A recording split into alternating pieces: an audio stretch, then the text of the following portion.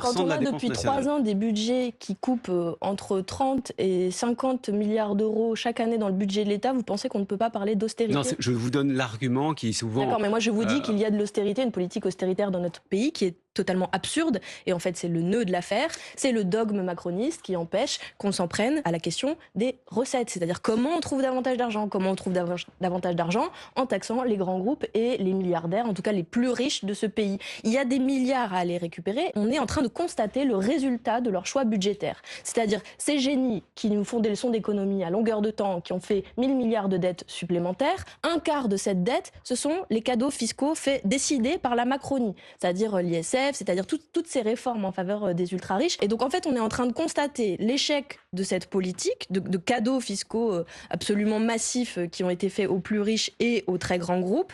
Et puis ensuite, Macron nous dit les Français vont payer la facture, il faudrait se serrer la ceinture, pourquoi pas augmenter la TVA, pourquoi pas des solutions qui sont Sauf que totalement Clémence Guettet, injustes. vous savez, sur le volet fiscal, on est l'un des pays qui taxe le plus au monde. Mais pas tout le monde. Du coup, Vous le savez, ça aussi. En fait, de manière très très différente. C'est-à-dire qu'on taxe très fort les plus modestes, notamment par la TVA qui est une taxe mais un impôt qui touche tout le monde, voilà. Et puis l'impôt sur le revenu. Mais alors, les plus riches, en fait, en proportion, ils sont très peu taxés. Ils vont très bien dans notre pays. D'ailleurs, les 500 ménages les plus riches ont doublé leur fortune depuis 2017. Je pense que personne n'a de souci à se faire pour eux. Par contre, les gens, ils galèrent. Les gens, ils galèrent parce que l'inflation, en plus, est passée par là et que ça devient difficile de se nourrir, ça devient difficile de bien vivre dans notre pays. Il y a eu des contributions exceptionnelles cette année. L'idée là du gouvernement, mais c'est ça de dire devrait être pérenne. Il faut pas exceptionnel que les plus riches et les grands groupes ils participent à l'effort de avec notre l'idée qu'ils nation. partent sur le taxe d'avantage. Mais ils ne partiront pas. Ils ne partiront pas. Vous rendez-vous compte que si on leur taxe, par exemple, la taxe Zuckman, les 2%,